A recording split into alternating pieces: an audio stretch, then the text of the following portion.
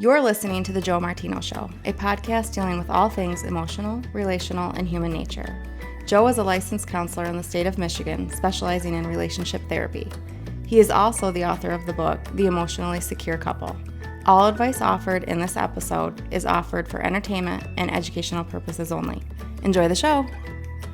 All right, welcome back. Let's kick this off. If you hear me laughing, it's because I am not sure. I've tried to record this now about 5 times, and it has not gone well. I've said things like that don't go in this section. It's just crazy. I read the wrong part of the script at one point. So, it's been a morning. I did not sleep well last night. In fact, I've slept awful 2 out of the last 3 nights, and I'm not sure why. I think part of it is right now, this time of year, the weather changes, like a teenager is changing outfits, and I think I'm just getting old. At least that's what my daughter told me this morning on our way into school. Prom is over at the time of this recording. Prom is over, and their lives are winding down. In fact, she said to me this morning, she said, "Dad, I think we only have a month left of school," and I'm kind of excited about that. I like getting up early, but I like taking them to school. I don't like the deadline though. So I don't know. That's weird, I guess. I don't know. Like, I love being in the car with them, one-on-one or 2-on-1, being able to talk to them. Don't play the radio, don't play the books. But I also don't like the deadline. Like, we got to be there by this time. So, I look forward to summer a lot.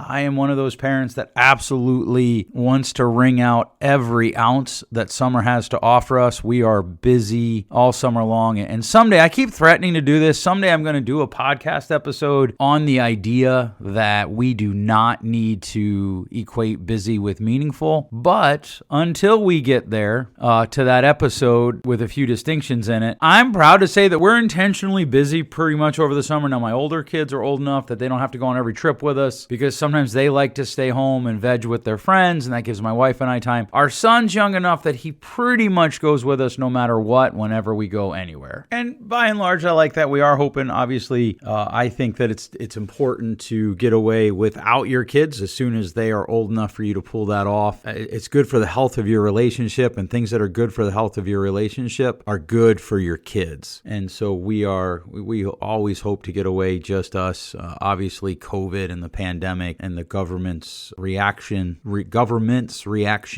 to that. It made that a little bit more difficult over the last couple years. It's hard to believe that we're now 2+ years from the day that, well, at least here in Michigan, we got shut down. I go back and read my journal. Speaking of journals, this is just a little bit of a riff. I don't know about you, but I set goals at the beginning of every year, and one of my goals was to journal X amount of times a month, and I'm trying to scroll through my notebook here. You might actually hear it rustling in the background. Yes, I'm Gen X. Yes, I still use paper. I tried to go completely digital, and it just didn't work for me, and so I went back to analog, and I still use digital, but it's different. But I'm trying to find my goals, the page for my goals here, on the fly, and people see, that's why we don't use paper. Anyhow, can you tell that my coffee hasn't quite kicked in yet? One of my goals was to journal, and I've not journaled as much this year as I have in years past. In fact, I'm well off my pace to be able to do my goal that I would like to accomplish. But I have been reading my old journal entries. Anybody else out there? It's been a weird year for goals for me. It's just been strange in that, one of the goals that I set was that I wanted to write some essays. As I study history, one of the things that I notice is that some people that I really admire, or even if I don't admire them, but I admire what they did, I noticed that they journal a lot. And so I made a goal, that they write essays. And so I made a goal to write, I think, 8 essays for the year, and I haven't written one, not yet. We're almost to June 1st, which is nearly halfway through the year, and I haven't written a single essay. Now, on the other hand, I have written 60,000 words for a book, roughly 300 pages or so, probably by the time it's done, 315, 320 pages, where things have that was not on my goal. Yeah, here we go. Journal 100 times in the year. That's roughly twice a week. I haven't pulled that off. Workout 145 times. I am probably a little bit behind pace on that, but not far. Enter a writing contest. I did that. I did not succeed. I might actually enter into a second one. And then the rest are,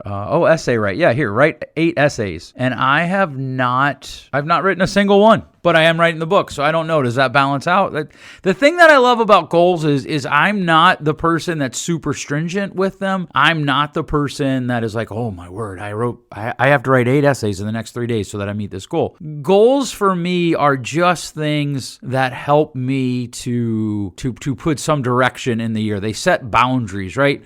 I could be all the way to the Atlantic Ocean in Florida with my toes in the water, and I'm still in America. I'm on the East Coast. And I could go all the way west and go to Alaska and put my feet in the ocean there, and I'm still in America. I'm just as far west, Hawaii, but I'm just as far west as we can get, on the continent. And that's what goals are for me. They set me up to have boundaries for the year. And throughout the year, I'll add goals. Some of them will be like, nope, this one was dumb. I'm not actually going to do this one. And I'll draw a line through it. I don't have any of those. I have one of those that I did that to this year already. I just drew a line through it. I was like, nope, not this goal. This is not a goal that I want for this year. And so I enjoy that. Those are nice. But it is fun for me to look at them, for me to track them, for me to write down, okay, here's my goal. And then by and large, most of them I don't think about until we get to the end of the year. And I want to see how many of them that came true. Now, some of them, for instance, so I want to write all of our compassion kids 4 times a year. Once a quarter doesn't seem like that much of a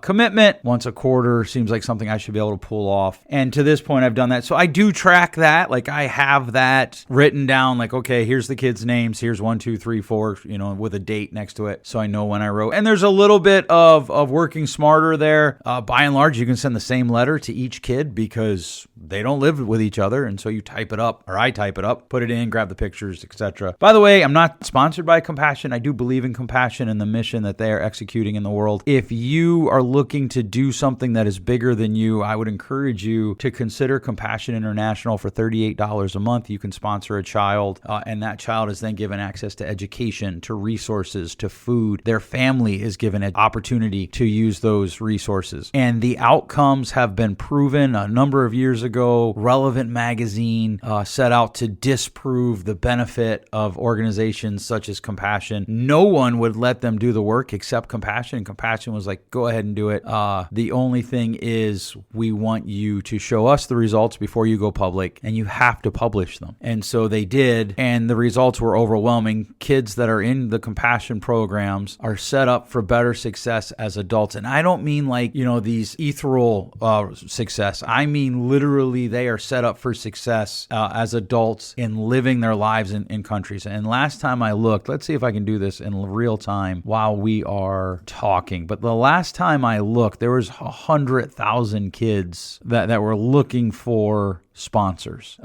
Just a very high number of children who need help. All right, so if I look at their website, it looks like there's about 55,000 kids who are looking for help, who need help. Those numbers may have gone down because of the pandemic. I know that they are in countries where they can't actually get to the children. They have to go to the children's house, and so that the efforts have been slowed down. My family, together, we sponsor about 20 kids. I'd love to see that number continue to grow. One of the things that I'm committed to is anytime that we start a new business, anytime that we acquire a new asset in one of those businesses, we will add a compassion child to our list of sponsors. My oldest daughter, on her own, sponsors 2 kids, never said anything to her. One day we were at a concert and she was like, I'm going to sponsor a kid. Are you okay with that? No, I don't. I want you to be more selfish with your money.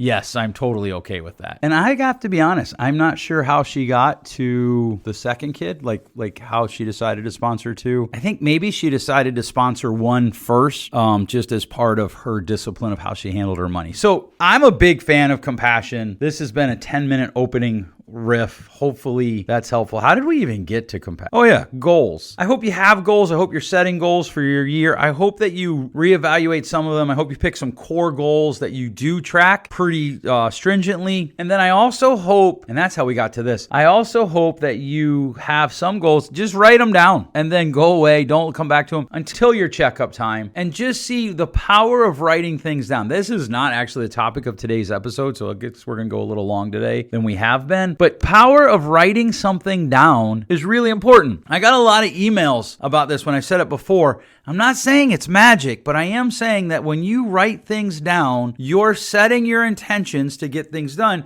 and your body responds. Years ago, and I mean, I'm talking probably 15 years ago, I read an article where researchers did some study on people trying to get off of alarm clocks. And so they would look at the clock and they would say, it's 10 p.m., it's 10 p.m., it's 10 p.m. I need to wake up in 8 hours, which is 6 a.m., 6 a.m., 6 a.m. And what that article purported was, or reported, was that the people who said out loud those three things 3 times didn't need their alarm clock. If they set their alarm for 6:02, they woke up at 6:00. And so setting intentions is important. If you're not doing something bigger than yourself, such as something for people who can't do anything for you, right? So for us, compassion is something that we believe in because it's in other countries, but we do other things here in the States. And I'm not going to go through and be like, oh, hey, listen to us. But we want to make sure that doing things for people that can't pay us back, even if they wanted to, they couldn't, without having to tell anybody about it, we want that to be a regular part of the rhythm of our lives. We want that to be a regular part of the rhythm of our lives,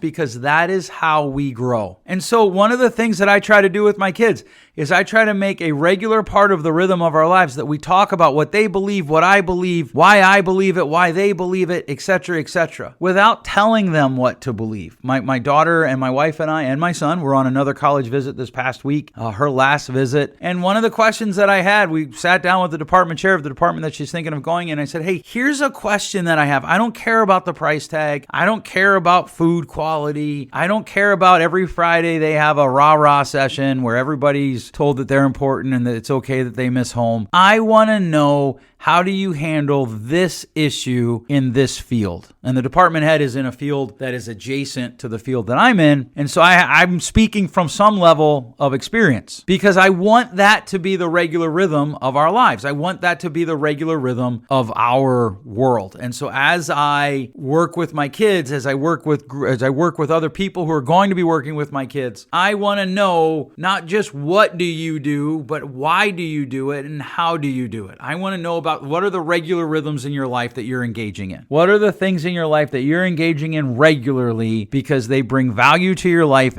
and value to the world? And so these are the things that I want for my family. My goals are centered around that, right? Any goal that I have has to be not just about me, but about how does it help bring transformation to the world around me. Now, look, one of my goals is how many times I'm going to work out in a year. That is literally just about me. But if I'm not healthy, I can't do things for other people. I can't help other people if I'm not healthy. I can't help other people if I'm not in a place where health is a priority of mine. If I'm unhealthy, if I'm stuck in my house, if you're in that situation, I'm not saying that you can't. Probably if I was in that situation, I could try to run something out. I think we all agree that it's better to be healthy, right? That gives us more energy. I can drive my car under a quarter of a tank of gas. My wife does it all the time. I would prefer that we never let it go under a tank of gas because that's bad for the fuel filter. And eventually I'll have to get the fuel filter replaced. Fuel pump. And eventually I'll have to get that replaced and it will be out of service while we're getting it replaced. I'm not saying that humans are cars and cars are humans, but there is a correlation there. The more health that we bring to ourselves, the more intentional we are about our health, the better off we will be in being able to help people more regularly. So here's the point of today's podcast, which ended up being way more of a riff than I originally intended. And we are not going to cover the topic that I wanted to cover. We'll do that next week as a part 2. What are the things in your life that you are regularly doing that you're intentionally making a rhythm of your life? What are they? Because here's the thing, if you're not being intentional about that, you are unintentionally making things a normal rhythm of your life, right? And I have this with clients all the time. I have clients who they go out and they drink to the point of being inebriated and bad things happen. And I ask them, I said, let me ask you a question. Where does it go wrong? And they're like, well, it goes wrong when I drink to the point where I'm no longer thinking. Wrong. It goes wrong when you decide to go out to the bar with your friends. I just had a conversation with a guy last week about this. It goes wrong when you leave work and instead of going home, you go to the bar. Well, Joe, there's nothing wrong with going to the bar. I agree, but it's a regular rhythm of your life right now. You're going to have to do something to disrupt that. Well, I don't want it to be a regular rhythm. Okay, that's irrelevant. It is. And so what are the things in your life that are irregular rhythms that you're doing? Make a list. What are things that you do on the regular? One of the things I was so excited about was yesterday, I cut the grass for the first time this summer. I enjoy the rhythm of cutting the grass. Now, I'm not the guy that's going to be out there with the weed eater, weed whacker here in Michigan, and everything's going to look perfect. In fact, I'm going to contract some of that out and find some teenage boy that wants to make some money weed eating or weed whacking. But I enjoy the rhythm of riding on the mower. I enjoy the rhythm of reading.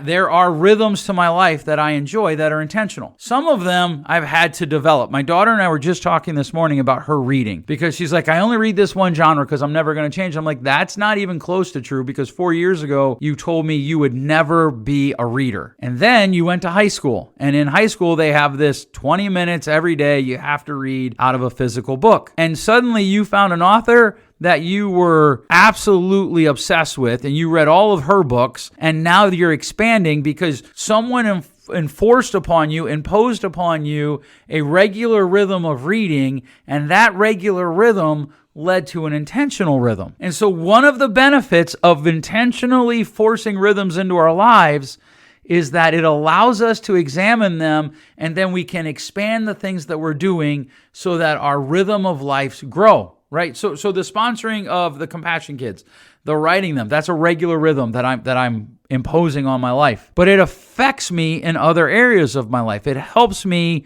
to look at other areas of my life where I can ask myself, is my life marked by the behaviors that I want it to be marked by? And if not, what are some regular rhythms that I could impose upon that? So ask yourself, what are the regular rhythms that you're doing? How many of them are self-imposed? How many of them are intentionally self-imposed that bring a benefit to you or the world around you? I would prefer to you and the world around you. And what is that benefit? Why are you doing it? If you're doing something that you don't like, what do you need to do to stop it? That's it. That's today's episode. I hope you enjoyed it. Please share this with 3 of your friends. One of the ways that you could find potentially meaning is by doing things that are bigger than you. And one of the ways that you do that is by sharing something that you got for free that you believe brings value to your life with other people. At the very least, it may spark conversation between the two of you, which will help you to then impose rhythms in both of your lives. If you have any questions, please feel free to email me, joe@joemartino.com. Please put podcast in the subject line. Thanks so much for listening. We'll catch you next week.